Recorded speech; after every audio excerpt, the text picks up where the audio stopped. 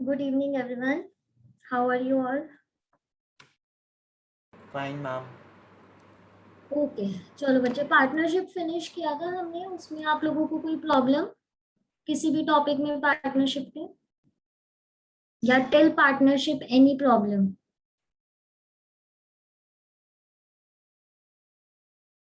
बताओ। फिर क्योंकि आज हम next form of business organisation करेंगे, कोऑपरेटिव सोसाइटीज, तो अगर आप लोगों को पार्टनरशिप तक कोई प्रॉब्लम नहीं है तो बताओ, फिर मैं आगे बढ़ती हूँ।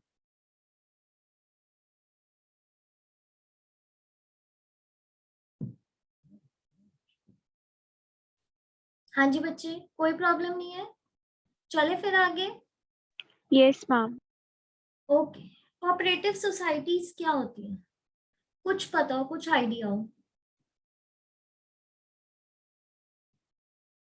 हमने थोड़ा सा फर्स्ट चैप्टर में भी किया था इसके बारे में, कोऑपरेटिव सोसाइटीज जो मतलब इंडिपेंडेंस के टाइम पे थी या उससे पहले थी। चलो मैं मैम जो लोगों के वेलफेयर के लिए बनी होती है। हाँ कह सकते हो। Okay, very good. तो बच्चे देखो, कोऑपरेटिव सोसाइटी कोऑपरेटिव वर्ड से बनी है। जैसे आप वर्ड बोलते हो कोऑपरेशन, ठीक है, कोऑपरेट करना, ठीक है ना, जो लोगों के वेलफेयर के लिए बनी है। इकट्ठे आते हैं लोग जो एक दूसरे के मतलब जो उसमें मेंबर्स होते हैं, आई मीन जो उनमें मेंबर्स होते हैं उनके कॉपरेशन से बनती है, ठीक है ना। वो इकट्ठे मिलते हैं ताकि वो एक उनका एक मोटिव होता है उनका। जो ये ऑर्गेनाइजेशन है ना आपकी कोऑपरेटिव सोसाइटी, ये सिर्फ ऐसी ऑर्गेनाइजेशन है जिसका मोटिव प्रॉफिट मोटिव नहीं है, इसका मोटिव है वेलफेयर मोटिव। जो इसका एम है ना, वो है कि वेलफेयर के लिए काम करती है ये लोगों के लिए। जो भी मेंबर्स हैं उस सोसाइटी के, कोऑपरेटिव सोसाइटी में जितने भी मेंबर्स इन्वॉल्व हैं, ये उन मेंबर्स के लिए काम करती है। तो ये उनके वेलफेयर के लिए, उनके भले के लिए, उनके अच्छे के लिए काम करती है। कुछ बेकार के लिए नहीं, मतलब सिर्फ प्रॉफिट के लिए नहीं काम करती है ये, ठीक। तो सबसे पहले कि कोई चीट ना हो सके, किसी के साथ कुछ बुरा ना हो उनके मेंबर्स, उन्हीं के ग्रुप के मेंबर्स से के उसमें, तो ये उसके लिए काम करती है। तो बच्चे जो कोऑपरेटिव सोसाइटी है ये आपकी लोगों के कोऑपरेशन से बनती है। काफी सारे लोग इकट्ठे आते हैं। मेनली एटलीस्ट इसको स्टार्ट करने के लिए हमें 10 मेंबर्स चाहिए। 10 एडल्ट मेंबर्स लिखते हैं। एडल्ट क्यों लिखते हैं? एडल्ट का मतलब हो गया 18 ईयर से अबव वाले, माइनर नहीं होगा बच्चे इसमें, ठीक है। तो इसमें जो स्टार्टिंग होती है कि कोऑपरेटिव सोसाइटी कैसे स्टार्ट होगी, वो एटलीस्ट 10 एडल्ट मेंबर से बनेगी, ठीक है ना। 10 एडल्ट मेंबर्स चाहिए, उसके बाद इसमें हो सकते हैं मेंबर्स काफी, ठीक है। अब क्या है, ये किस लिए बनते हैं? इनका मेन पर्पस होता है वर्किंग टुगेदर, कि ये इकट्ठे काम करें, ठीक है ना। वर्किंग टुगेदर एक मेन पर्पस के लिए इनका कॉमन पर्पस होता है, कॉमन गोल होता है। कॉमन पर्पस कैसे?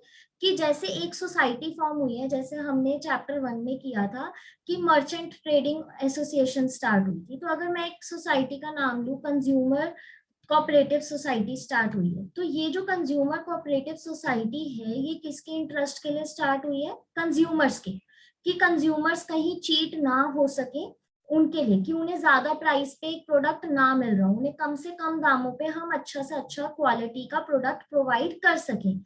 तो जो ये सोसाइटी होगी इसमें जितने भी मेंबर्स होंगे उनका मेन पर्पस क्या होगा कि कंज्यूमर को हम चीट ना होने दें और उसको अच्छे से अच्छे क्वालिटी के गुड्स प्रोवाइड करें।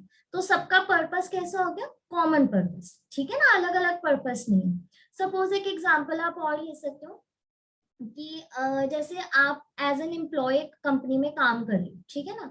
तो जो एम्प्लॉय हो आप और जो आपका बॉस है, आप दोनों के गोल्स क्या होंगे? डिफरेंट होंगे। आपका गोल होगा मैं अच्छी से अच्छी सैलरी अर्न करूं, उसके साथ मुझे बोनस भी मिले, ठीक है ना, अच्छे से अच्छा अर्न करूं, तो उसके लिए आप सब कुछ करोगे। मतलब जो भी आपके अंडर होगा कि आप अच्छे से अच्छा वर्क करो, चाहे आप एक्स्ट्रा आवर्स लगा के करो जितना आपकी कैपेबिलिटी होगी। जो बॉस होगा उसका क्या होगा? उसका पर्पस होगा कि मेरे को अच्छे से अच्छा प्रॉफिट अर्न करना है अपनी ऑर्गेनाइजेशन के लिए, अपनी कंपनी के लिए, है ना। तभी प्रॉफिट अर्न करेगा, आगे और एम्प्लॉयज को वो दे पाएगा वो बोनस वगैरह, ठीक है ना। तो यहाँ पे क्या हो गए, डिफरेंट पर्पस हो गए ना बच्चे दोनों के। बॉस और एम्प्लॉय का पर्पस क्या हुआ यहाँ पे, डिफरेंट। लेकिन जो कोऑपरेटिव सोसाइटी है वो बनती ही किस लिए है, कॉमन पर्पस के लिए। कि जो एक सोसाइटी है, सपोज कंज्यूमर कोऑपरेटिव बनी है तो वो कंज्यूमर के इंटरेस्ट के लिए बनी है। अगर फार्मर्स कोऑपरेटिव बनी है तो वो फार्मर्स के इंटरेस्ट के लिए बनी है। तो उनका कॉमन पर्पस क्या होगा, कॉमन गोल होगा कि हमने इसके लिए फॉर्म की है सोसाइटी। समझ रहे हो मेरी बात? तो इसका मतलब ये होगा। फिर बच्चे इसमें वो कहता है, इसमें वर्ड आता है एक, कि ये वॉलेंटरी एसोसिएशन से होती है। वॉलेंटरी एसोसिएशन क्या होती है? हाँ जी, वॉलेंटरी एसोसिएशन कौन बताएगा?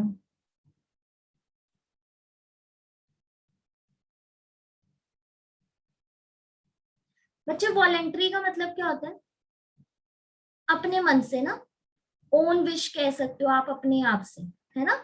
आपको कोई फोर्स नहीं कर रहा, आप अपने आप से ज्वाइन करना चाहते हो। तो यहाँ पे क्या है, इस सोसाइटी में आपके पास चॉइस है, आपको कोई फोर्स नहीं करेगा, नहीं भाई तुझे तो आना पड़ेगा, तुझे तो ये सोसाइटी ज्वाइन ही करनी पड़ेगी। अगर आपका मन है, अगर आप विलिंग हो कि आपको इस सोसाइटी को ज्वाइन करना चाहिए आपके बेनिफिट के लिए या कुछ भी सोसाइटी के वेलफेयर के लिए, तो आप ज्वाइन करो, ठीक है ना। Everyone is free to join this association या सोसाइटी, ठीक है ना। इस सोसाइटी को कोई भी ज्वाइन कर सकता है, कोई फोर्स नहीं करेगा आपको कि करनी ही है। और ना ही कोई आपको ये फोर्स करेगा कि, मतलब आपको, आप फ्री हो, आपका मन कर रहा है आप ज्वाइन करो, नहीं कर रहा तो मत करो, ठीक है। तो इसलिए इसको वॉलेंटरी एसोसिएशन कहा जाता है, ठीक है। बच्चे जो इसकी डेफिनेशन में लिखूंगी ना, उसमें ये वर्ड्स आएंगे कि वो इकट्ठे काम करते हैं। क्यों इकट्ठे काम करते हैं, उनका एक कॉमन पर्पस होता है, एक काम के लिए करते हैं। फिर वो वॉलेंटरी एसोसिएट होते हैं, इकट्ठे मिलते हैं अपनी मर्जी से, उनके उसमें कोई जबरदस्ती नहीं है कि तुझे आना है तुझे नहीं आना, वो सब नहीं है।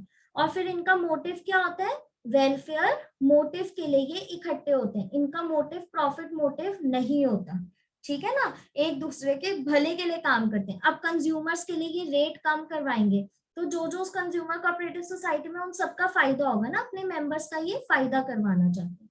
तो वो आपका कंज्यूमर सॉरी, ये कोऑपरेटिव सोसाइटीज है। तो बच्चे कोऑपरेटिव सोसाइटी की इधर डेफिनेशन है, आप ना डेफिनेशंस लिख लिया करो, ठीक है। तो आप देखना इसमें वर्ड्स आएंगे तो फिर आपको पता चलेगा। The cooperative society is a voluntary association. आ गया फर्स्ट वर्ड आपका जो हमने बात की, voluntary association of persons who join together with the motive of welfare of members, ठीक है। क्या लिखा है, the cooperative society is a voluntary association. सबसे पहले तो ये वॉलेंटरी एसोसिएशन है कि इकट्ठे लोग आ रहे हैं अपनी मर्जी से, उनका मन कर रहा है वो आ रहे हैं सोसाइटी में, ऑफ पर्सन लोगों का, ठीक है। एडल्ट मेंबर्स होंगे 18 years above, who join together, इकट्ठे मिल रहे हैं, ज्वाइन या work together with the motive of welfare of members, लोगों के वेलफेयर के लिए वो इधर काम करते हैं इकट्ठे। तो इधर क्या हो गया, उनका कॉमन पर्पस कि उनका वेलफेयर है। तो बच्चे इसमें जितनी भी सोसाइटी होती है ना, ये अलग अलग सोसाइटीज बनती है एक एक पर्पस के लिए। जैसे कंज्यूमर कोऑपरेटिव कंज्यूमर के लिए, फार्मर कोऑपरेटिव फार्मर्स के लिए बनेगी, प्रोड्यूसर कोऑपरेटिव होती है वो प्रोड्यूसर्स के वेलफेयर के लिए बनेगी। तो जो सोसाइटी का नेम होता है उसी के बेसिस पे वो बनी होती है सोसाइटी, ठीक है। यहां तक समझ आया? पहले मुझे ये बताओ, कोऑपरेटिव सोसाइटी पता चला क्या है? हाँ जी। Yes ma'am. हाँ, तो अब कौन समझाएगा क्या है कोऑपरेटिव सोसाइटी?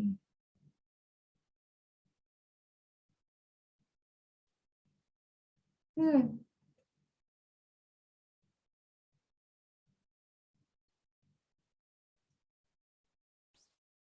कोई नहीं समझाएगा?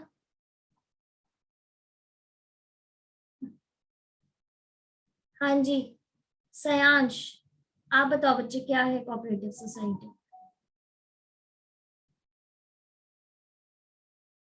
मैम कोऑपरेटिव सोसाइटी ऐसी सोसाइटी है मैम जिसमें एडल्ट पार्ट करते हैं और उसमें एटलीस्ट 10 मेंबर्स चाहिए होते हैं स्टार्ट करने के लिए। और मैम ये सोसाइटी वेलफेयर सोसाइटी के लिए होती है ताकि लोगों का वेलफेयर हो, और इसको वॉलंटियर एसोसिएशन भी कह सकते हैं। वॉलेंट्री मतलब अपने मन से वो ज्वाइन करते हैं सोसाइटी को। शोभित, आप बताओ बच्चे, क्या समझ आया कोऑपरेटिव सोसाइटी के बारे में?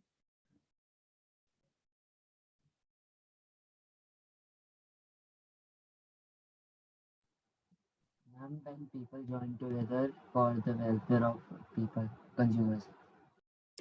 खाली कंज्यूमर नहीं बच्चे, पर्सन्स के, मेंबर्स के वेलफेयर के लिए बनी होती है। कंज्यूमर का तो मैंने एग्जांपल दिए। हाँ सिमर, आप बताओ बच्चे, क्या समझ आया?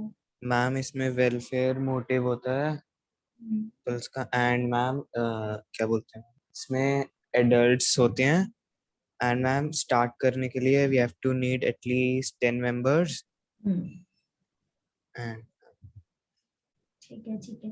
yes, और वॉलेंटरी एसोसिएशन होती है, लोग yes अपना मैम। मिलते हैं। हाँ ओके मीनल, अब आप बताओ बच्चे। Ma'am, cooperative societies are formed for the welfare of the people, and we require at least 10 adult members to start. And their main purpose is to work together, and any person can join this with their own will. ठीक है, okay very good. चलो, cooperative society का meaning समझ आया, तो अब इसकी क्या होती है, जैसे हमने उसमें पढ़ा था पार्टनरशिप में। पार्टनरशिप में हमने ये पढ़ा था कि जो रजिस्ट्रेशन होती है पार्टनरशिप की, वो कंपलसरी नहीं होती। मतलब कि आपकी विल है, आप करवा सकते हो या नहीं, कंपलसरी नहीं होती है, ठीक है ना। तो इसमें जो रजिस्ट्रेशन जो कोऑपरेटिव सोसाइटी की होती है ना, वो कंपलसरी होती है। Registration of cooperative society is compulsory, करवानी ही पड़ती है आपको। तो इससे क्या हो जाता है, जैसे हमने कंपलसरी का उसमें भी पढ़ा था पार्टनरशिप में, आप किसी के अगेंस्ट केस कर सकते हो। तो इससे आपकी क्या, आप रजिस्टर्ड हो, आप कुछ भी केस कर सकते हो। आपको कुछ कंप्लेन करनी है, यू आर एलिजिबल कि भाई हम रजिस्टर्ड है, हमारे पास प्रूफ है, तो हम कर सकते हैं। लेकिन यहाँ पे आपके पास चॉइस नहीं है कि आपको रजिस्ट्रेशन करवानी है या नहीं करवानी। रजिस्ट्रेशन कोऑपरेटिव सोसाइटी की कंपलसरी है under the cooperative society act 1912। इस एक्ट के अंडर आपकी कोऑपरेटिव सोसाइटी की रजिस्ट्रेशन क्या है, कंपलसरी, ठीक है ना। जैसे हमने पार्टनरशिप में कौन सा एक्ट लगाया था बच्चे, बताओ कौन सा एक्ट था पार्टनरशिप में? पार्टनरशिप का क्या एक्ट था? Ma'am, Indian Partnership Act of 1932. 1932। हाँ 32, ठीक है ना। तो उसके अंडर भी थी ना कि पार्टनरशिप आपको कैसे रजिस्टर करवानी है, वो सब। तो इसमें भी यही है, इनके में भी रजिस्ट्रार होता है जो रजिस्टर करता है। जैसे हमने उसमें पार्टनरशिप में पढ़ा था कि रजिस्ट्रार होता है, वैसे ही यहाँ पे रजिस्ट्रार कोऑपरेटिव सोसाइटीज का होता है। वो अपने उसमें लिख लेगा, आपकी एंट्री कर देगा, आपके सारे डॉक्यूमेंट्स चेक करेगा। जैसे ही आपके डॉक्यूमेंट्स वेरीफाई हो जाएंगे, तो वो आपको रजिस्टर यहाँ पे कर देंगे, ठीक है ना। वो आपके अगर डॉक्यूमेंट्स के साथ वेरीफाइड है कि हाँ 10 मेंबर्स हैं, या ये डॉक्यूमेंट हर एक मेंबर का जो भी उन्हें प्रूफ चाहिए, एज सच कोई इसकी बहुत लंबी प्रोसेस नहीं है, बहुत ज्यादा डिटेल्ड प्रोसेस नहीं है कि बहुत ज्यादा टाइम लगेगा, बहुत ज्यादा टाइम टेकिंग प्रोसेस नहीं है। शॉर्ट है, ब्रीफ है, आपको बस अपने डॉक्यूमेंट सबमिट करने हैं। वो डॉक्यूमेंट्स रजिस्ट्रार आपका वेरीफाई कर लेगा, एंड क्या बोलते हैं, फिर आप रजिस्टर्ड हो जाएंगे। समझ गए, कोऑपरेटिव सोसाइटी आपकी रजिस्टर्ड हो जाएगी। तो अभी हमने पढ़ा कि रजिस्टर, आपको जब एक कोऑपरेटिव सोसाइटी स्टार्ट करनी है, तो उसके लिए आपको क्या क्या चाहिए। To start a cooperative society आपको क्या क्या चाहिए, बताओ। सबसे पहले तो हमने बात की कि Ma'am, at least adult member 10. Members 10 adult members होने चाहिए, very good. At least 10 adult members who are adult, इसीलिए लिख रहे हैं 18 ईयर्स अबव होने चाहिए। ठीक है, और क्या चाहिए बच्चे? किसी काम को स्टार्ट करना है तो पैसे भी चाहिए होंगे, कैपिटल, रिक्वायरमेंट कैपिटल की भी होगी। तो कैपिटल कैसे आएगा? जो भी मेंबर्स आएंगे आपके सोसाइटी में, 10 हो या 10 से ज्यादा हो, वो हर एक मेंबर कैपिटल लेके आएगा। कोई 2 लाख लेके आ रहा है, कोई 3 लाख लेके आ रहा है, उनकी मर्जी है। ठीक है ना? तो ये रेस्ड फ्रॉम ईच मेंबर होगी कैपिटल। हर एक मेंबर, जितने मेंबर्स हैं उस सोसाइटी में, वो सारे मेंबर्स कैपिटल लेके आएंगे। ठीक है बच्चे?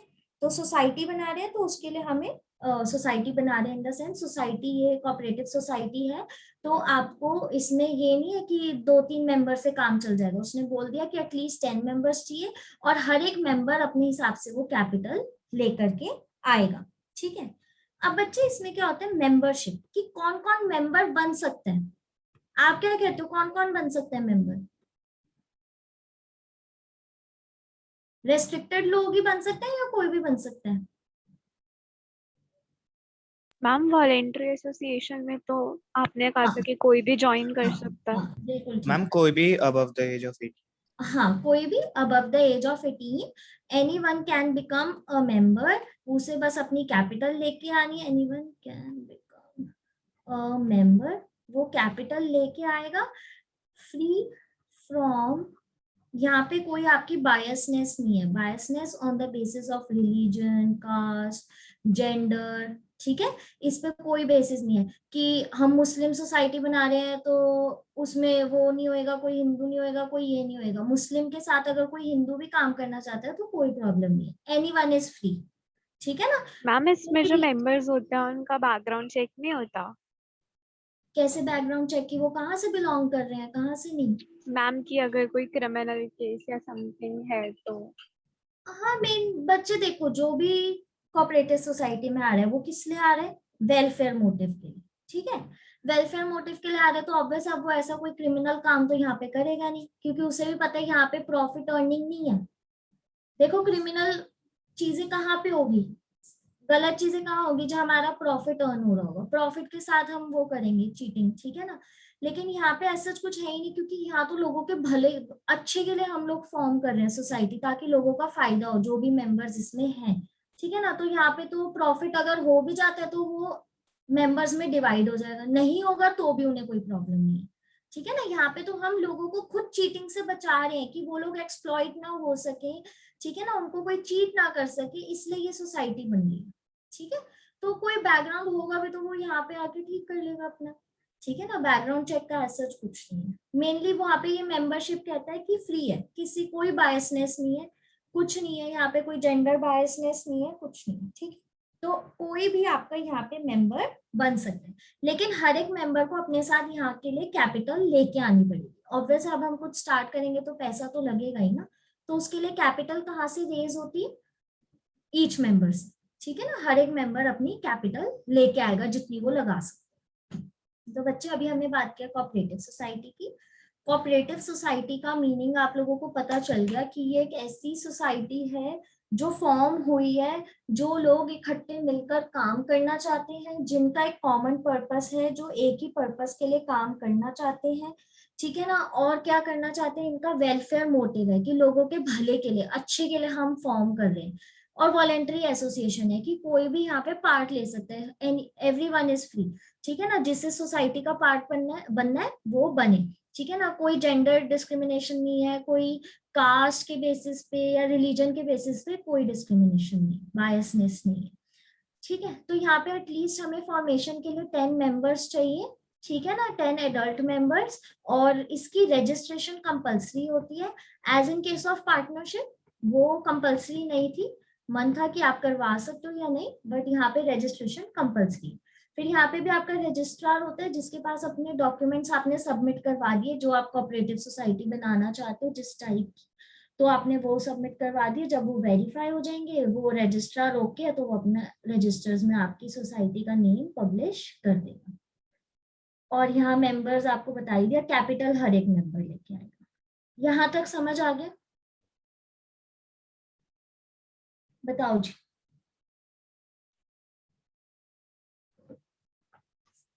बच्चे यहाँ तक आ गया समझ? आगे चले फीचर्स पे। Yes ma'am. Yes, ma'am. Okay, तो फर्स्ट फीचर आता है वॉलेंट्री मेंबरशिप। अब आप लोग मीनिंग बता दो, आप लोगों को पता तो चल गया है कि क्या होता है। Ma'am, कि everyone is allowed to join. Join, और उसकी अपनी मर्जी है वो ज्वाइन करे या नहीं, कोई फोर्स नहीं करेगा कि आपको करनी है, आप भी कंज्यूमर हो, आप भी जबरदस्ती करो, उसका मन है वो करे या ना करे, ठीक है ना। देखो, फ्री टू ज्वाइन तो हो और फ्री टू क्विट भी हो। अगर आप बाय चांस छोड़ना चाहते हो सोसाइटी को तो आप छोड़ भी सकते हो, आपसे कोई ये नहीं पूछेगा आप क्यों छोड़ना चाहते हो, क्यों ऐसा कर रहे हो, आप प्लीज रहो, ये कोई उधर कोई कंपल्शन नहीं है।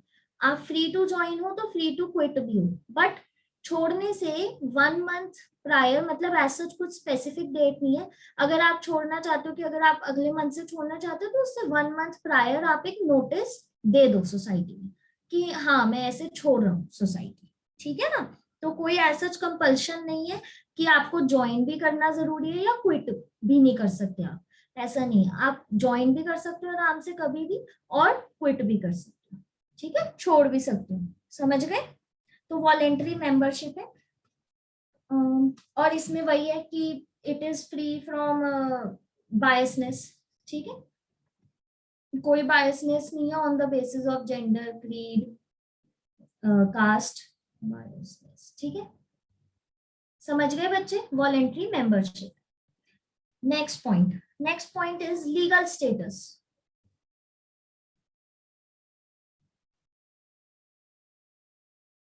हाँ जी, लीगल स्टेटस कैसा है इसका? सबसे पहले तो हमने बात की कि इसकी रजिस्ट्रेशन कंपल्सरी है ना, रजिस्ट्रेशन इज कंपल्सरी। तो एक तो यही आ गया इसका लीगल स्टेटस कि लीगली इसकी रजिस्ट्रेशन कंपल्सरी है, यहाँ पे हमारे पास कोई चॉइस नहीं है, ठीक है ना। उसके बाद क्या है इसमें बच्चे, एक पॉइंट आएगा आपका कि जब आपकी रजिस्ट्रेशन हो गई ना, आफ्टर रजिस्ट्रेशन ओनरशिप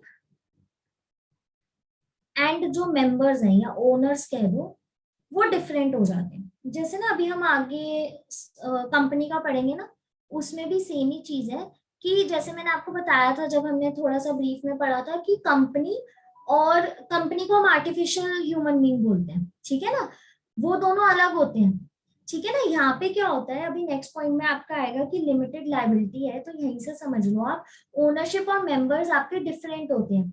कि ये नहीं है कि आप अगर कंज्यूमर कोऑपरेटिव सोसाइटी में काम कर रहे हो तो बाय चांस कोई लॉस हो जाता है कंज्यूमर्स, मतलब कोऑपरेटिव सोसाइटी में, खाली कंज्यूमर कोऑपरेटिव नहीं बोलती, कोऑपरेटिव सोसाइटी में अगर बाय चांस कोई लॉस हो जाता है या आप कुछ लोन की पेमेंट फुलफिल नहीं कर पाते हो मेंबर्स, तो वहां पे क्या है कि कंपनी के एसेट्स और आपके एसेट्स डिफरेंट है, मतलब सोसाइटी और आपके एसेट्स डिफरेंट है।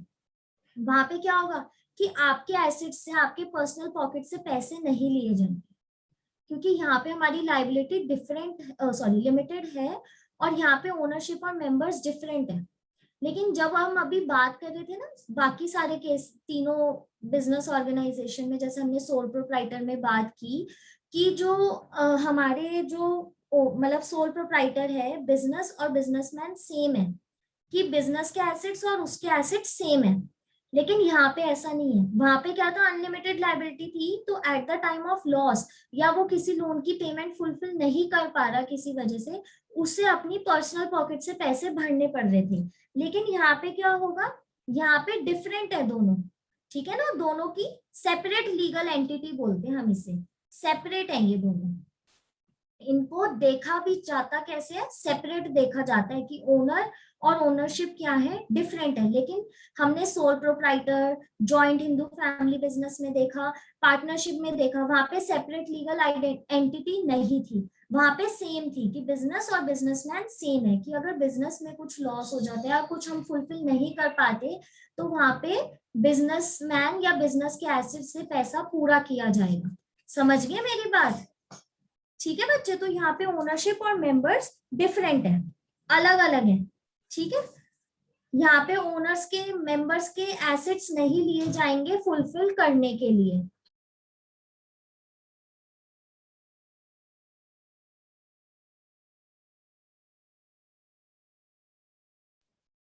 ठीक है बच्चे, तो यहाँ पे वो नहीं होगा। तो जैसे हम नेक्स्ट पॉइंट ही पढ़ेंगे, नेक्स्ट पॉइंट में वो बोलता है लिमिटेड लाइबिलिटी।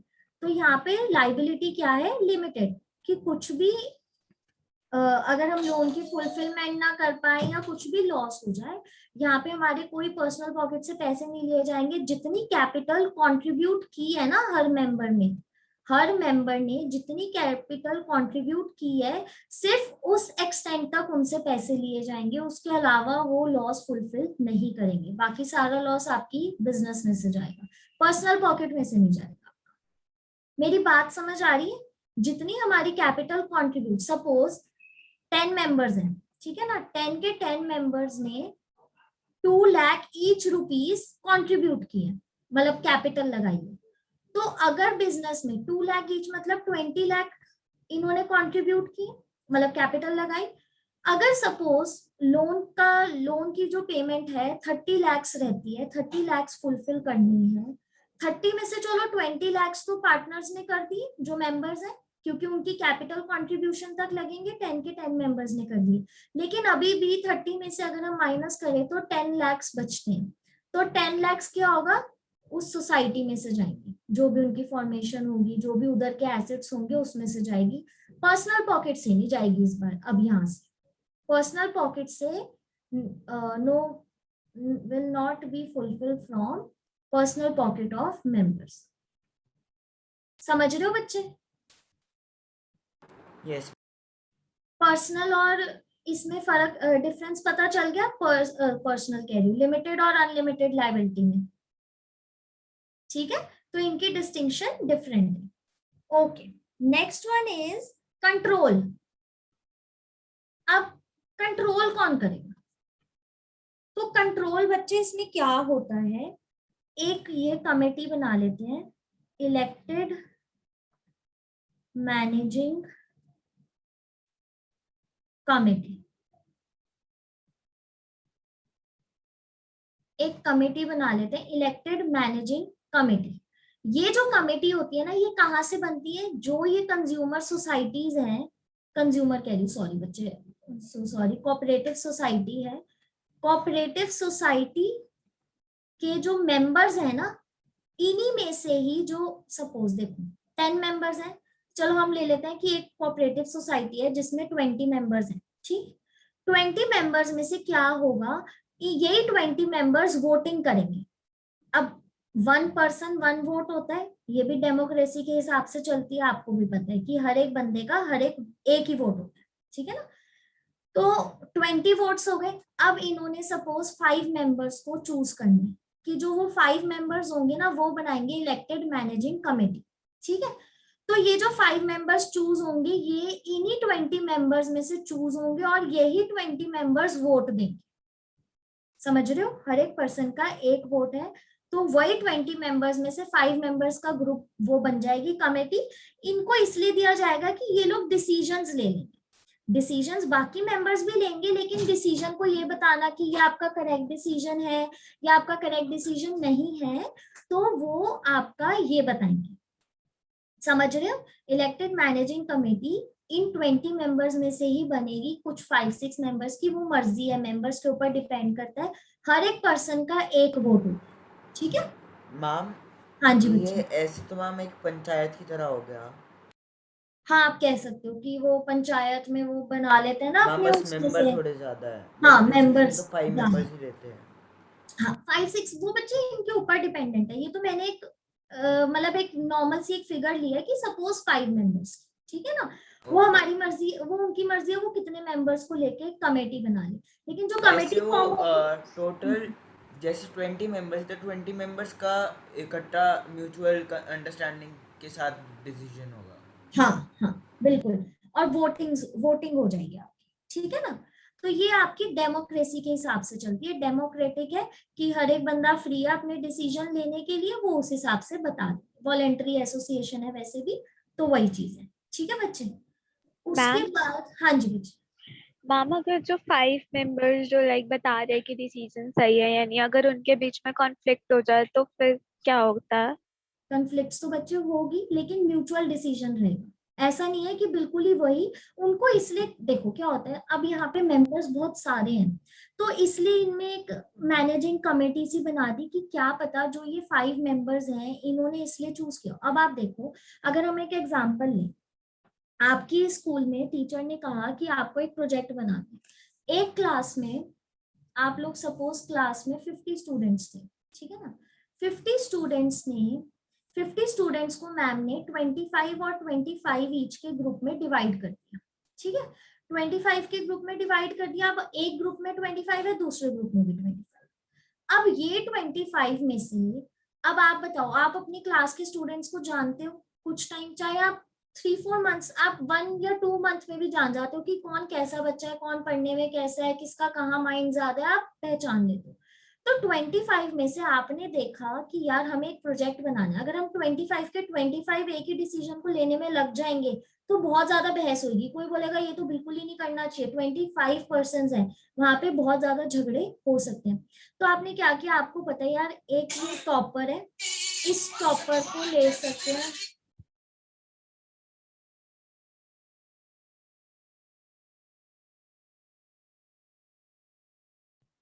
ओके सॉरी बच्चे। तो आपने देखा कि 25 स्टूडेंट में से एक टॉपर है, ठीक है।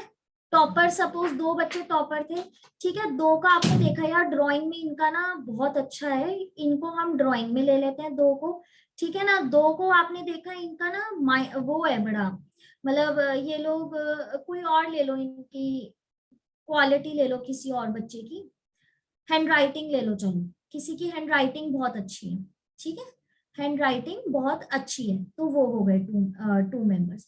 तो ऐसे आपने 25 में से 6 मेंबर्स को, 6 मेंबर्स कह लो, चिल्ड्रन को चूज कर लिया कि ये इस चीज के लिए, तो ये लोग हमें थोड़ा हेड कर देंगे, डिसीजन कर देंगे, इनकी एक वो चीज बनी।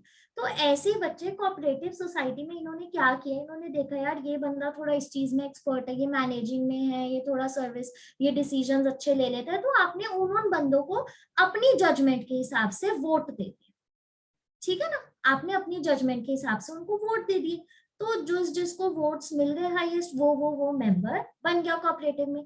और अगर इनमें कोई कंफ्लिक्ट हो भी जाते हैं तो बच्चे बाकी मेंबर्स हैं वो लोग ट्राई करेंगे कि हम इनका रिजॉल्व करवा दें कंफ्लिक्ट, ठीक है ना, क्योंकि कमेटी है। अब आप देखो पंचायत भी बैठती है तो उसमें भी कंफ्लिक्ट हो जाता है। वो एक मेंबर पंचायत का कहेगा कि भाई ये तो तुम गलत बोल रहे हो, ऐसा नहीं होना चाहिए, तो कहीं ना कहीं मेंबर्स के साथ, बाकी विलेजर्स के साथ मिलके वो चूज हो जाता है ना, वो एक डिसीजन पे पहुंच जाते हैं। तो ऐसे इसमें लेकिन कंफ्लिक्ट अराइज हो सकते हैं, ये तो देखो है ही फीचर कि वो कंफ्लिक्ट अराइज होगी, ठीक है ना। ये इसका डिसएडवांटेज है क्योंकि इतने सारे मेंबर्स होंगे तो, ठीक है बच्चे। तो कंट्रोल का समझ आया, इलेक्टेड मैनेजिंग कमेटी होगी, वो आपका डिसाइड करेगी। फिर होगा बच्चे 5th पे सर्विस मोटिव। अब आपको पता है कि यही एक ऐसी बिजनेस ऑर्गेनाइजेशन है जिसका सर्विस मोटिव क्या है, वेलफेयर मोटिव। ये आपकी प्रॉफिट मोटिव के लिए बनी ही नहीं है, ठीक है ना। प्रॉफिट सपोज, मतलब प्रॉफिट हो भी गया ना इनको, तो क्या होगा, ये लोग प्रॉफिट अपने आप में डिवाइड कर लेंगे। हाँ जी बच्चे बोलो। मैम ऐसे तो कोऑपरेटिव सोसाइटी भी तो वेलफेयर मोटिव से ही बनी है। हाँ तो बच्चे कोऑपरेटिव सोसाइटी की तो बात कर रहे हैं हम। Oh sorry. हाँ कोऑपरेटिव सोसाइटी में वही तो बता रही हूँ मैं आपको कि ये वेलफेयर मोटिव है इसका, कि ये लोग एक दूसरे की हेल्प करना चाहते हैं।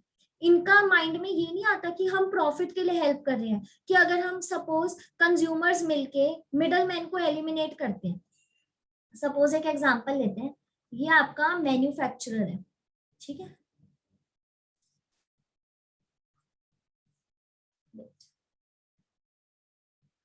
ये आपका मैन्युफैक्चरर है, ठीक है।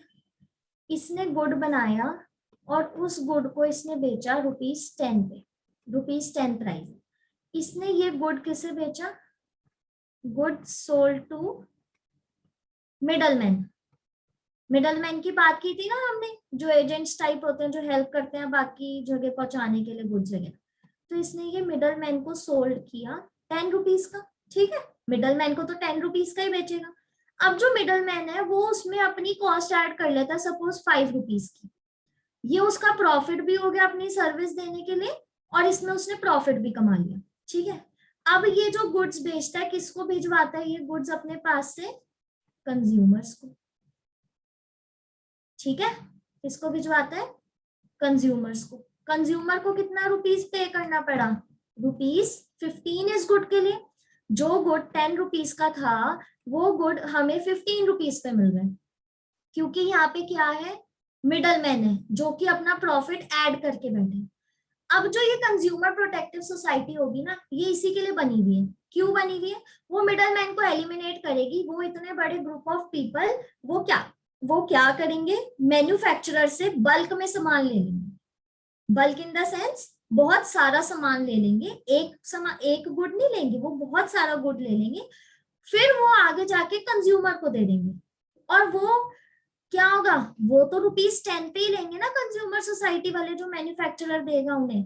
और वो आगे कंज्यूमर को भी ₹10 पे ही बेचेंगे, क्योंकि वो किसके लिए बने हैं? वेलफेयर मोटिव के लिए। वो अपना प्रॉफिट नहीं ऐड करेंगे इसमें, और वो बल्क में सामान ले रहे हैं तो कंज्यूमर्स को तो कोऑपरेटिव सोसाइटी को तो वैसी प्रॉफिट होगा। तो ये इसलिए एक दूसरे की हेल्प के लिए बनी होती है। ये कोई प्रॉफिट मोटिव के लिए नहीं बने कि हमें तो पहले अपना प्रॉफिट देखना है फिर हम कुछ करेंगे, नहीं।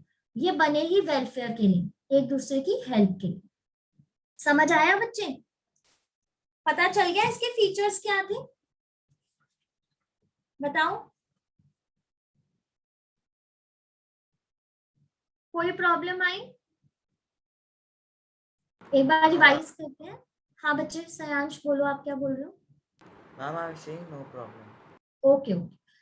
तो सबसे पहला फीचर था वॉलेंट्री मेंबरशिप, कि आप फ्री टू ज्वाइन हो और फ्री टू क्विट, कि अगर आपको ज्वाइन करना है आप कभी भी ज्वाइन भी कर सकते हो, और अगर आपको छोड़ना है तो आप क्विट भी कर सकते हो कभी भी। लेकिन 1 महीना पहले कुछ नोटिस दे दो कि हाँ आप नेक्स्ट मंथ से छोड़ रहे हो, तो उस टाइम आप नोटिस दे दो। और बायसनेस से फ्री है, कोई भी मेंबर बन सकता है इस सोसाइटी का। फिर बच्चे लीगल स्टेटस में हमने बात की कि रजिस्ट्रेशन कंपलसरी है। ठीक है ना, हमने जैसे पार्टनरशिप में बात की कि रजिस्ट्रेशन कंपलसरी नहीं है, चॉइस है। लेकिन यहाँ पे रजिस्ट्रेशन कंपलसरी है, करवानी ही पड़ेगी। तो यहाँ पे जब रजिस्ट्रेशन हो जाती है तो ये सेपरेट लीगल एंटिटी बन जाती है। जो ओनर्स और ओनरशिप है वो दोनों डिफरेंट हो जाते हैं, कि बिजनेस मतलब जो आपकी सोसाइटी है वो अलग है और मेंबर्स उसके अलग है। ठीक है ना, तो अगर कोई भी लोन आप फुलफिल नहीं कर पा रहे हो तो आपकी पॉकेट से अब कोई पैसा नहीं जाएगा मेंबर्स की पॉकेट से। जो मेंबर्स हैं वो सिर्फ उतने तक का लोन फुलफिल करेंगे जितनी उनकी कैपिटल कंट्रीब्यूशन है। ठीक है, बाकी जितना लोन बचा वो बिजनेस में से जाएगा। ठीक है ना, बिजनेस के एसेट्स उनको बेच के या जो भी उसमें से जाएगा। तो यहाँ पे मेंबर्स मतलब लाइबल नहीं है कि उन्हें अनलिमिटेड लाइबिलिटी है। उनकी लाइबिलिटी लिमिटेड है to the extent of capital contribution. जितनी उन्होंने कैपिटल कंट्रीब्यूट की है उसके एक्सटेंट तक ही वो लाइबल है, जैसे मैंने आपको लिमिटेड लाइबिलिटी में ये समझा दिया। फिर बच्चे कंट्रोल की बात आती है। अभी हमने कंट्रोल की बात की कि इलेक्टेड मैनेजिंग कमेटी है, वो इन्हीं मेंबर्स में से ये लोग चूज कर लेते हैं। एक एक वोट देके जिसको हाईएस्ट वोट मिल जाते हैं वो मेंबर्स बन जाते हैं।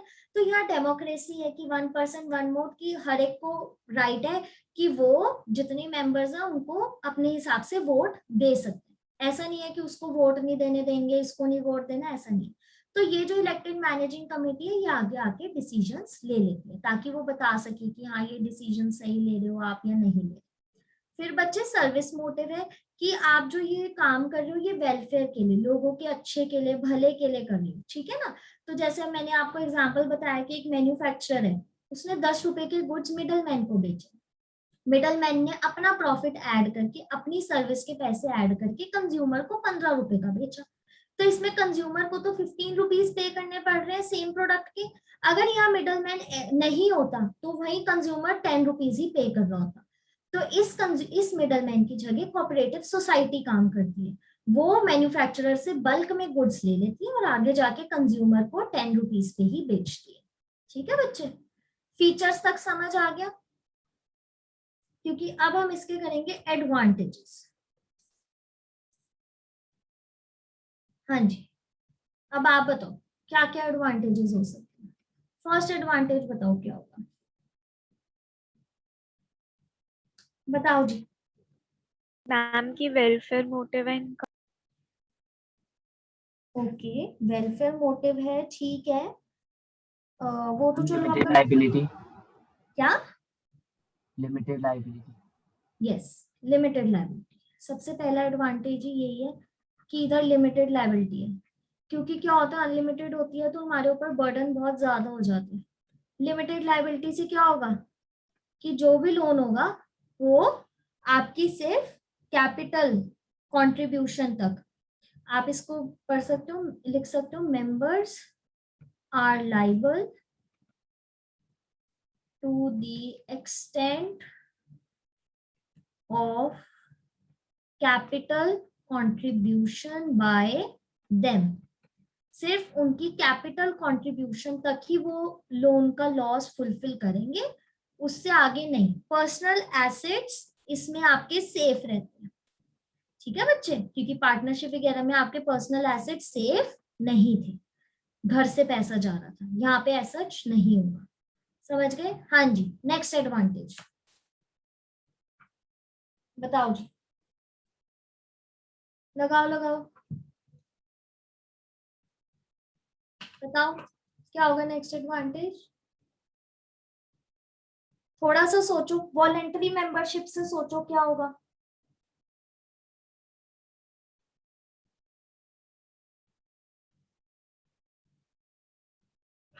अगर हम बात करें, मैंने 1 वोट 1 पर्सन 1 वोट की बात की है, तो यहाँ पे आप लिखोगे इस पॉइंट को, इक्वालिटी इन वोटिंग स्टेटस।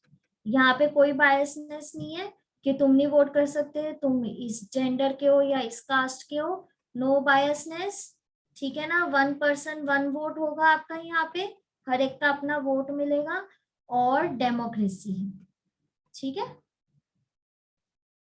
लोगों से ही बनी है, लोगों के लिए ही बनी है। डेमोक्रेटिक गवर्नमेंट वही होती है ना, it is form with in the people and for the people और ऑफ द पीपल, तो वही है, ठीक है। हाँ जी, थर्ड एडवांटेज क्या होगा बच्चे?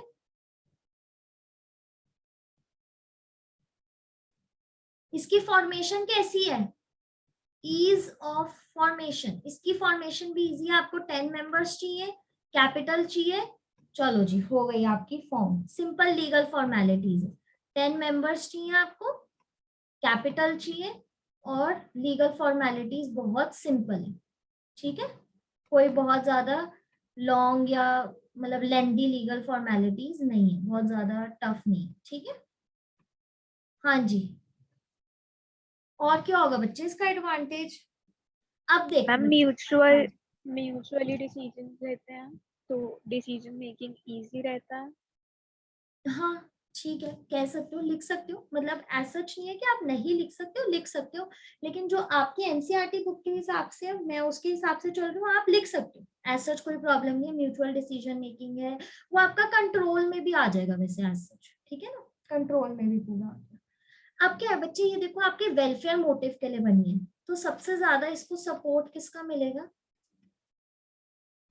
किसका मिलेगा इसको सपोर्ट? गवर्नमेंट का, क्योंकि ये बनी ही किसके लिए?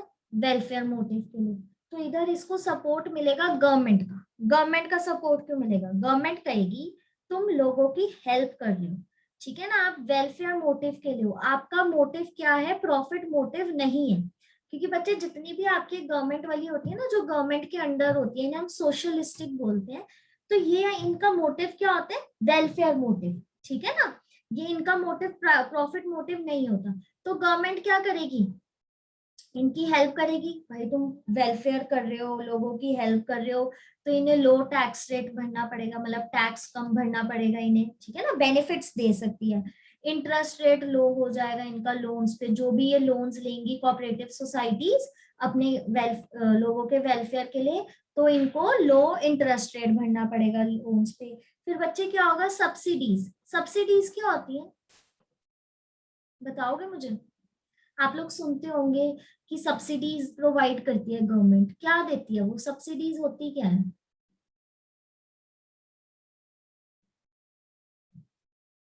अब आप देखो, आपको एलपीजी की सब्सिडी मिलती है विलेजेस में, क्यों मिलती है? क्या होता है उसमें? सिलेंडर ही तो मिल रहा है, उसमें सब्सिडी क्या है बच्चे? कोई चीज, हाँ बताओ मैम वो बताओ। फ्री में मिलती है मेरे ख्याल से। फ्री में बच्चे, फ्री में वो अलग चीज है, सब्सिडाइज रेट होते हैं, लेस रेट पे मिलते हैं। सपोज आपका एलपीजी सिलेंडर 900 तक का आता है, 900 या 950 के अराउंड, तो वो वहां उनको कम रेट में मिल गया, बहुत कम रेट में। तो ये आपको सब्सिडीज प्रोवाइड करेंगे उसी चीज के, आपको महंगे मतलब चीप करवा देंगे आपको वो चीज, ठीक है ना, कॉस्टली चीजों को चीप। तो वो जब आप गवर्नमेंट के लिए काम कर रहे हो, मतलब गवर्नमेंट के उस पर आप काम कर रहे हो वेलफेयर मोटिव के लिए, तो आपको गवर्नमेंट कहेगी तुम यार अच्छा काम कर रहे हो तो मैं भी तुम्हें कुछ बेनिफिट्स देना चाहता हूँ, ठीक है, तो वो ये देगी। फिर बच्चे इसमें आती है इकोनॉमी इन ऑपरेशंस। अब जो आप ये काम कर रहे हो इसमें इकोनॉमी कैसे होगी, इकोनॉमी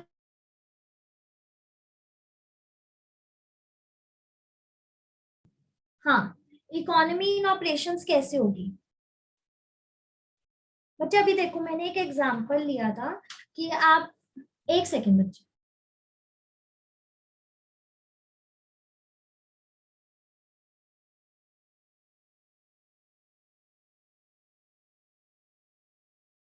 हाँ, तो बच्चे हमने जब अभी एग्जांपल लिया था कि मैन्युफैक्चरर ने 10 रुपीज की चीज बेची मिडलमैन को, मिडलमैन ने उसी चीज में अपना प्राइस प्रॉफिट ऐड करके कंज्यूमर को 15 रुपीज की बेची।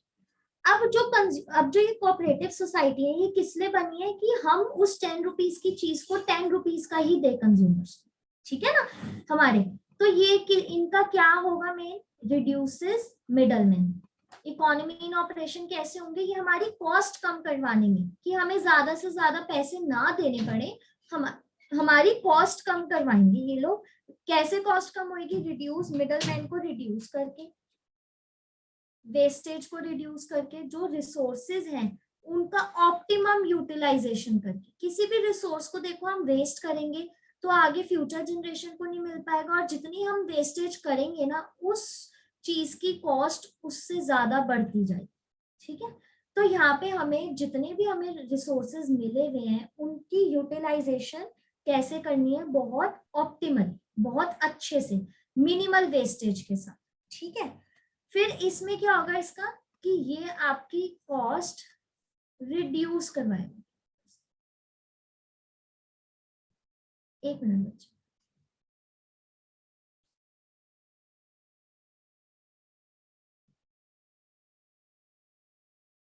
हाँ जी, तो ये अब आपकी क्या करवाएगा, रिड्यूस करवाएगा कॉस्ट, ठीक है। समझ रहे हो मेरी बात? इकोनॉमी इन ऑपरेशन का मतलब क्या हुआ, इकोनॉमिकल। इकोनॉमिकल हम क्या बोलते हैं, सही है, कॉस्ट कम है, प्रोडक्ट की क्वालिटी भी अच्छी है, रिसोर्सेज का भी बेस्ट यूटिलाइज हो रहा है, वेस्टेज नहीं हो रही है, तो वो सब। तो ये इसका मेन मोटिव क्या होगा कि मैं इनपुट कम से कम लगाऊं, कम से कम लगाऊं और आउटपुट अच्छे से अच्छा, मतलब रिजल्ट में अच्छे से अच्छा दूं, इनपुट कम लगा के, रिसोर्सेज को वेस्ट ना करके, ठीक है ना, मिडल मैन को एलिमिनेट करके मैं इनपुट कम से कम लगाऊं और रिजल्ट उस चीज का बहुत अच्छे से मिले। समझ गए बच्चे यहाँ तक? एक इसका पॉइंट ये रह गया स्टेबल एग्जिस्टेंस। अब हमने जैसे बाकी तीन जो हमने business form of business organisations की, उसमें हमने देखा सोल प्रोप्राइटर की एग्जिस्टेंस क्या थी, नहीं थी, आफ्टर डेथ या बैंकरप्सी उसका बिजनेस नहीं चल सकता था। फिर क्या था, एग्जिस्टेंस कॉन्टिन्यूटी किसमें नहीं, ये आपकी जॉइंट हिंदू फैमिली बिजनेस में कॉन्टिन्यूटी थी, क्योंकि नेक्स्ट बेस्ट वो next head of the family वो बन जाते थे कर्ता, ठीक है। पार्टनरशिप में आपकी कॉन्टिन्यूटी नहीं थी, क्योंकि अगर एक पार्टनर की डेथ हो गई या कुछ भी हो गया, उसे कोई डिसीज हो गई, तो आपको उस पार्टनरशिप को एंड करना पड़ेगा और न्यू पार्टनरशिप के एग्रीमेंट से स्टार्ट करना पड़ेगा। तो बच्चे यहाँ पे एग्जिस्टेंस क्या होती है, स्टेबल होती है। किसी भी मेंबर की डेथ हो गई या कुछ भी बैंकरप्सी हो गई उस मेंबर के साथ, क्योंकि यहाँ पे हम क्या कह रहे हैं, लाइबिलिटी क्या है, लिमिटेड है, ठीक है। कुछ भी हो, कुछ भी दिक्कत हो, तो यहाँ पे आपकी कॉन्टिन्यूटी अफेक्ट नहीं होगी। क्यों नहीं होगी, क्योंकि अगला मेंबर आ जाएगा, कोई एक मेंबर की डेथ हुई कोई और मेंबर आ जाएगा, ठीक है। तो यहाँ पे क्योंकि मेंबर और बिजनेस दोनों अलग है यहाँ पे, ठीक है।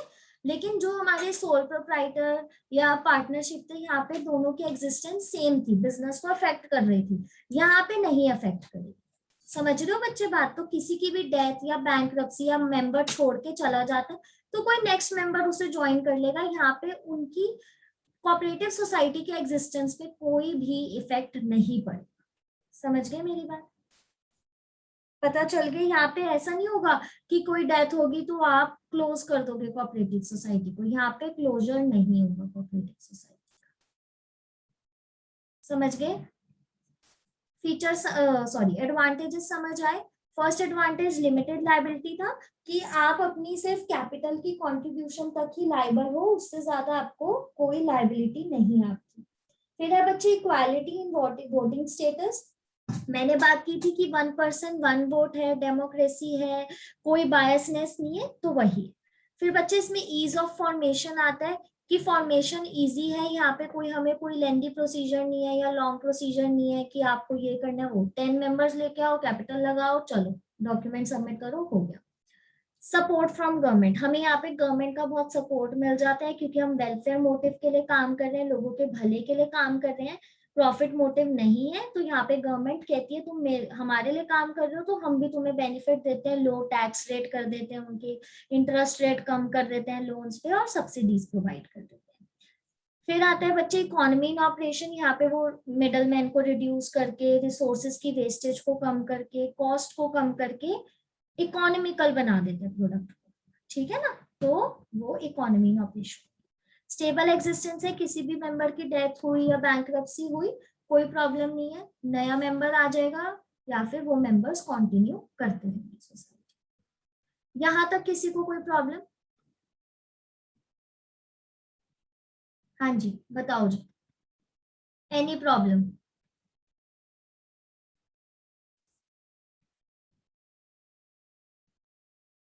बच्चे बोला करो। मैम एक बार दोबारा रिपीट कर दो क्वेश्चन। एडवांटेजेस? हाँ मैं कर देती हूँ, या दोबारा पूरा रिपीट कर दूं कोऑपरेटिव सोसाइटी एक बारी में? डिसएडवांटेजेस चाहे नेक्स्ट क्लास में करवा दूंगी। यस चलो ठीक है, मैं एक बारी कर देती हूँ रिपीट, नो प्रॉब्लम। हाँ बच्चे, तो हमने आज कोऑपरेटिव सोसाइटी से स्टार्ट किया है। कोऑपरेटिव सोसाइटी क्या है? जो कॉपरेशन से बनती है। ठीक है ना? लोग इकट्ठे आएंगे, काफी सारे मेंबर्स, ठीक है, उनका मेन मोटिव मतलब कॉमन पर्पस होगा, वेलफेयर मोटिव होगा उनका। यहाँ पे ये प्रॉफिट मोटिव के लिए नहीं बनी, बाकी जितने भी बिजनेस ऑर्गेनाइजेशंस है वो आपकी प्रॉफिट मोटिव के लिए बनी, लेकिन ये वाली ऑर्गेनाइजेशन आपकी वेलफेयर मोटिव के लिए बनी। तो यहाँ पे आप स्टार्ट कर सकते हो, एटलीस्ट 10 मेंबर्स होने चाहिए और सारे एडल्ट होने चाहिए, 18 इयर्स अबव होने चाहिए। यहाँ पे कोई 18 से छोटा नहीं चलेगा, आई मीन टू से माइनर नहीं होगा यहाँ। ये लोग इकट्ठे काम करेंगे एक कॉमन पर्पस को अचीव करने के लिए। जैसे मैंने एग्जांपल दिया था कि मैं कंपनी में एम्प्लॉय हूँ और मेरा बॉस है, मेरी क्या होगा, मेरा मोटिव क्या होगा कि मैं सैलरी, बोनस, इंसेंटिव्स लूं। बॉस का क्या मोटिव होगा कि वो अच्छे से अच्छा प्रॉफिट अर्न करे। तो यहाँ पे हम दोनों के मोटिव्स डिफरेंट हो गए। तो ये कोऑपरेटिव सोसाइटी है जहां हमारे पर्पस एक है और हम उस कॉमन पर्पस के लिए सब मिलकर काम कर रहे हैं, that is your cooperative society. जैसे कंज्यूमर कोऑपरेटिव सोसाइटी है तो वो कंज्यूमर्स के बेनिफिट के लिए काम करेगी, उसमें जितने भी मेंबर्स होंगे वो कंज्यूमर्स के बेनिफिट के लिए काम करेंगे। ऐसा नहीं है कंज्यूमर कोऑपरेटिव सोसाइटी में जो लोग हैं वो प्रोड्यूसर के लिए काम कर रहे हैं, कुछ लोग किसी के लिए नहीं, वो काम ही एक के लिए करेंगे। ठीक है ना? कॉमन पर्पस होगा। तो ये बच्चे वॉलेंटरी एसोसिएशन है, जिसका मन करता है वो इस सोसाइटी को ज्वाइन करे। नो कंपल्शन कि आपको ज्वाइन करना है या उस मेंबर को ज्वाइन करना है, नहीं। और कोई कंपल्शन नहीं है कि आप क्विट नहीं कर सकते, आपका जब मन करता है आप क्विट कर सकते हो। ठीक है? और वेलफेयर मोटिव। तो फिर हमने इसकी डेफिनेशन की थी कि the cooperative society is a voluntary association of persons. ठीक है? जो इकट्ठे आते हैं वो join together with the motive of welfare of members. ठीक है? फिर बच्चे इसमें मैंने बात की कि पार्टनरशिप में जैसे कंपल्सरी नहीं थी रजिस्ट्रेशन, बट कोऑपरेटिव सोसाइटी में registration is compulsory under the cooperative society act 1912। इसके अंडर आपकी रजिस्ट्रेशन बिल्कुल कंपल्सरी है। तो ये कैसे होगा? आप इसके रजिस्ट्रार पे जाओगे, उसके पास अपने डॉक्यूमेंट सबमिट करोगे, वो आपके डॉक्यूमेंट्स वेरीफाई करेगा कि सब कुछ ठीक है, सारी इंफॉर्मेशन ठीक है, फिर आप रजिस्टर हो गए वहां पे। ठीक है? तो एक कोऑपरेटिव सोसाइटी स्टार्ट करने के लिए हमारे पास क्या क्या होना चाहिए? At least 10 adult members. कैपिटल क्या होगी? पैसे हर एक मेंबर लेके आएगा। 10 मेंबर्स आ रहे, 10 के 10 मेंबर्स पैसे लेके आएंगे, क्योंकि और तो कहीं से नहीं आएंगे ना पैसे, मेंबर्स को ही लाने पड़ेंगे। मेंबरशिप क्या होगी? कोई भी इसे ज्वाइन कर सकता है, कोई बायसनेस नहीं है, ठीक है ना। यहाँ पे फ्री है, कोई भी रिलीजन का बंदा, कोई कास्ट का, कोई जेंडर का, कोई भी ज्वाइन कर सकता है, ठीक है बच्चे। ये थी कोऑपरेटिव सोसाइटी। इसके बाद हमने बात की थी इसके फीचर्स की। सबसे पहला फीचर था वॉलेंटरी मेंबरशिप। जैसे हमने डेफिनेशन में बात की थी कि वॉलेंटरी मेंबरशिप का मतलब क्या होता है कि कोई भी बंदा है वो फ्री टू ज्वाइन कर सकता है या फ्री टू क्विट है, लेकिन क्विट करने से पहले वो कुछ मंथ पहले वो नोटिस प्रोवाइड कर दे, ठीक है ना। और यहाँ कोई बायसनेस नहीं है, any kind of person belonging to any religion, any caste, any gender, कुछ भी। लीगल स्टेटस, लीगल स्टेटस क्या है? इसकी रजिस्ट्रेशन कंपल्सरी है। रजिस्ट्रेशन के बाद ये सेपरेट लीगल एंटिटी बन जाती है। इसका मतलब है कि ओनरशिप और मेंबर्स दोनों डिफरेंट है, ठीक है ना। बिजनेस या सोसाइटी का कुछ भी इफेक्ट मेंबर्स पे नहीं पड़ेगा या मेंबर्स का इफेक्ट सोसाइटी पे नहीं पड़ेगा। अब इसका जो नेक्स्ट पॉइंट है लिमिटेड लायबिलिटी, वो ऊपर वाले पॉइंट से रिलेट करता है कि बाय चांस यहाँ हम लोन की पेमेंट फुलफिल करना भूल जाते हैं या रह जाती है या आपका लॉस हो जाता है सोसाइटी में, तो आप नहीं कर पा रहे हो मेंबर्स मिलके, तो जितनी आप लोगों ने कैपिटल कंट्रीब्यूट की थी उस एक्सटेंट तक, सिर्फ कैपिटल कंट्रीब्यूशन तक ही आप उतने लोन की पेमेंट फुलफिल करोगे। उससे बियॉन्ड बिजनेस के एसेट्स से जाएगी, आपकी पर्सनल पॉकेट से यहाँ नहीं जाएगी, इसलिए इसको लिमिटेड लायबिलिटी बोला गया। अनलिमिटेड में क्या था? जितना लॉस हुआ आपकी पर्सनल पॉकेट से भी निकाला जा रहा था, लेकिन यहाँ पे ऐसा नहीं है, क्योंकि यहाँ सेपरेट लीगल एंटिटी होगी, बिजनेस अलग है और बिजनेसमैन अलग है, वहां पे दोनों सेम थे। फिर बच्चे control is in the hands of elected managing committee. ये जो इलेक्टेड मैनेजिंग कमेटी है ये with in the members of cooperative society में से ही फॉर्म होती है, उसी में से लोग वोट देते हैं, हाँ हम इनको करेंगे। ये कुछ मेंबर्स होते हैं, कुछ एक्सपर्ट होंगे किसी एरिया में या इनको ज्यादा नॉलेज होगी, तो ये लोग इनको ऊपर रख देते हैं, ठीक है ना। तो वो चीज थी। फिर था बच्चे सर्विस मोटिव, वेलफेयर के लिए बनी है। जैसे एग्जांपल लिया हमने कि लोगों के भले के लिए बनी है, तो रिड्यूस, मिडलमैन रिड्यूस करेगी ताकि कंज्यूमर को ₹10 का ही प्राइस पड़े उस प्रोडक्ट का, उसे ₹15 ना देने पड़े। तो यहाँ पे मिडलमैन की जगह कंज्यूमर प्रोटेक्टिव सोसाइटी आ जाएगी, सॉरी कोऑपरेटिव सोसाइटी आ जाएगी, जो मिलकर गुड्स मैन्युफैक्चर से बल्क में ले लेगी और उन्हें आगे सेल कर देगी सेम रेट, क्योंकि उन्हें यहाँ अपना प्रॉफिट नहीं करना ना। अगर प्रॉफिट करना होता तब तो कोई प्रॉब्लम नहीं थी, वो 10 का 15 पे बेचते थे, यहाँ प्रॉफिट नहीं करना। फिर आते हैं बच्चे एडवांटेजेस। सबसे पहले आती है लिमिटेड लायबिलिटी। ये सबसे अच्छी बात है कि लायबिलिटी लिमिटेड, तो आपको अपनी पर्सनल पॉकेट्स आपकी सेफ है, पर्सनल एसेट्स सेफ है, मेंबर्स को सिर्फ कैपिटल कंट्रीब्यूशन तक ही कंट्रीब्यूट करना है। इक्वालिटी इन वोटिंग स्टेटस, जैसे हमने वॉलंटरी मेंबरशिप की बात की, तो यहाँ पे भी आपके वोट्स इक्वल हैं, ठीक है ना। 1 पर्सन 1 वोट है, ऐसा नहीं है एक ही बंदा 3-4 बारी वोट दे के आ रहे हैं, हाँ भाई सोसाइटी तो है, कौन सा इंडिया के इलेक्शंस चल रहे हैं कि हम इसमें वो ध्यान दें, नहीं। 1 पर्सन 1 वोट, यहाँ भी डेमोक्रेसी ही चलती है। Ease of formation, ease of formation में क्या होगा, यहाँ पे कोई बहुत ज्यादा लेंथी प्रोसीजर नहीं है। 10 मेंबर्स आए, कैपिटल आई, चलो हो गया फॉर्म, लीगल फॉर्मेलिटीज पूरी की, रजिस्ट्रेशन कर दी।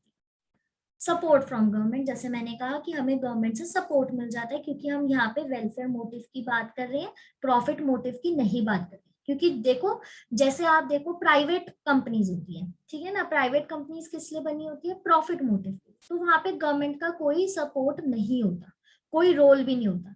लेकिन जो पब्लिक कंपनीज होती है वो गवर्नमेंट के साथ बनी होती है, तो वहां पे गवर्नमेंट का सपोर्ट रहता है। तो ऐसे ये है, क्योंकि ये वेलफेयर मोटिव के लिए बनी है, तो यहाँ पे गवर्नमेंट कहती है तुम हमारे लिए कुछ कर रहे हो, हम भी तुम्हारे लिए कुछ करेंगे, तो वो low tax rate, low interest rate हो गया, सब्सिडीज हो गई, वो सब है। फिर इकोनॉमी इन ऑपरेशंस, अब यहाँ पे जब वो मिडल मैन को रिड्यूस कर देगा, वेस्टेज नहीं करेगा रिसोर्सेज की, तो ऑब्वियस है ना अपने आप ही कॉस्ट नीचे आ जाएगी गुड्स की, तो हमें रिड्यूस कॉस्ट पे गुड मिल जाएंगे। उसका मेन मोटिव रहेगा कि मैं इनपुट कम से कम लगाऊं और रिजल्ट अच्छे से अच्छा है, बेस्ट से बेस्ट आउटपुट मिले। फिर स्टेबल एग्जिस्टेंस है, मैंने बात की कि यहाँ पे अगर किसी भी मेंबर की डेथ हो जाती है या कोई मेंबर नहीं कंटिन्यू करना चाहता, तो यहाँ पे कोऑपरेटिव सोसाइटी को कुछ इफेक्ट नहीं करेगा, क्योंकि दोनों डिफरेंट है। यहाँ पे ऐसा नहीं होगा कि वो उस मेंबर की डेथ हो गई तो उसका कोऑपरेटिव सोसाइटी बंद करो दोबारा स्टार्ट करो, नहीं, और मेंबर आ जाएगा कोई और, ठीक है। तो सिर्फ डेथ या इन सब चीजों से या एक दो मेंबर से कोई फर्क नहीं पड़ेगा, कोऑपरेटिव सोसाइटी अपना कंटिन्यू चलती रहेगी। समझ आ गया बच्चे? कोई problem? No ma'am, no problem. फिर बच्चे हम इसके डिसएडवांटेज और इसकी टाइप्स ऑफ कोऑपरेटिव सोसाइटी है वो हम नेक्स्ट क्लास में करेंगे, और मैं आप लोगों को ना आज भेज दूंगी, मैं भूल जाती हूँ तो मैं ये पीडीएफ बना के भेजना। तो थोड़ा सा बच्चे रिवाइज भी करना लास्ट के टॉपिक्स, क्योंकि मैं क्वेश्चंस भी करवाऊंगी उस दिन, एक्स्ट्रा क्वेश्चंस ना।